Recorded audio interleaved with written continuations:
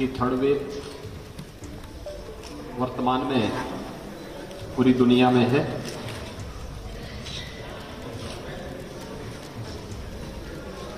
Corona के प्रथम और द्वितीय वेव के दौरान प्रधानमंत्री मोदी जी के नेतृत्व में और उनके मार्गदर्शन में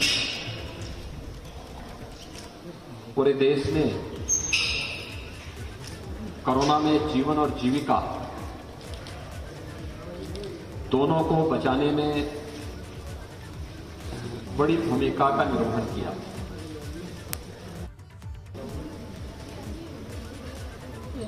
समय से किए गए इंतजाम इस महामारी से बचाव में बहुत प्रभावी रहे हैं।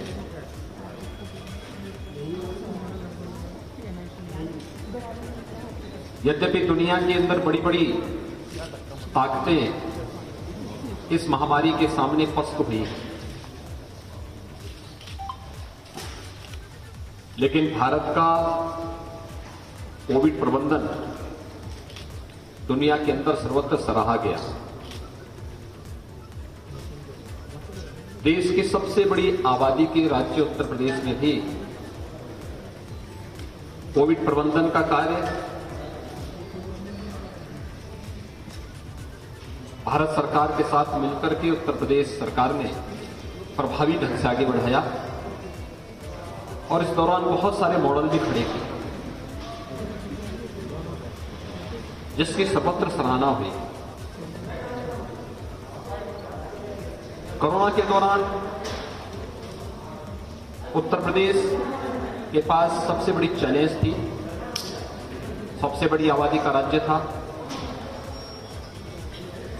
बड़ी संख्या में, लाखों की संख्या में माइग्रेंट लेबर भी उत्तर प्रदेश के अंदर वापस अपने घरों को आए थे। उनका व्यवस्थित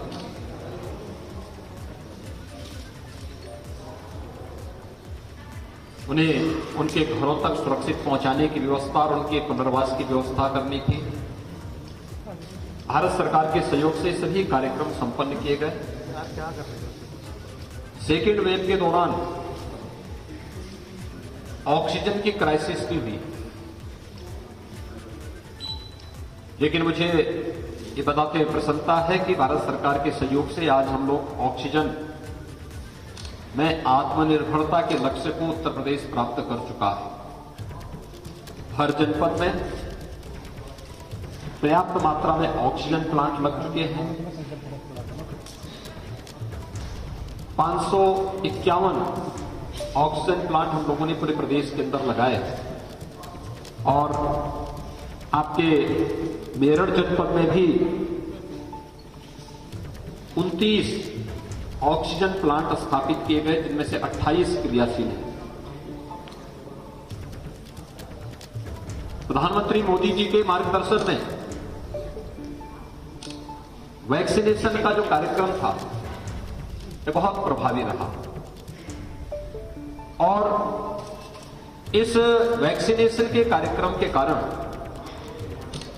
जो वैक्सीन भारत ने बनाई थी, यह वैक्सीन दुनिया के अंदर सबसे प्रभावी वैक्सीन में से एक है। यह बहुत प्रभावी थी। पूरे देश ने अब तक लगभग 160 करोड़ लोगों को वैक्सीन की डोज 160 करोड़ वैक्सीन की डोजेज दी हैं। उत्तर प्रदेश में हम लोगों ने कल सायंकाल तक 25 करोड़ 53 लाख से अधिक वैक्सीन की डोजेज उपलब्ध करवाई है, जिसमें फर्स्ट डोज प्राप्त करने वाली संख्या हमारे पास 99% लोगों को हम लोग फर्स्ट डोज उपलब्ध करा चुके हैं। सेकेंड डोज यानी डबल डोज लेने वाले लोगों की संख्या लगभग 69% है। प्रिकॉशन डोज लेने वालों की भी संख्या और 15 to 17 एज ग्रुप के जो यूथ हैं उनको भी वैक्सीन पर्याप्त मात्रा में उपलब्ध करवाने की कार्रवाई की जा रही है। वैक्सीन के बारे में जो शुरुआती समय में गुमराह करने का प्रयास हुआ, बहुत सारे लोगों ने उस समय तमाम प्रकार की भ्रांतियां पैदा करने का प्रयास किया। वैक्सीन के बारे में वैक्सीन को मोदी वैक्सीन बताया गया, बीजेपी का वैक्सीन बताया गया, लेकिन इस वैक्सीन के जो परिणाम आए हैं, इसने थर्ड वेव की आशंका को पूरी तरह निर्मूल साबित किया है। आप इस बात को महसूस कर रहे होंगे कि वर्तमान में तीसरी वेव कोविड की चल रही है। सेकेंड वेव में जो उत्तेजना थी, जो मारामारी थी, लोगों में जिस प्रकार से हॉस्पिटल में जाकर के बेड आरक्षित करने का एक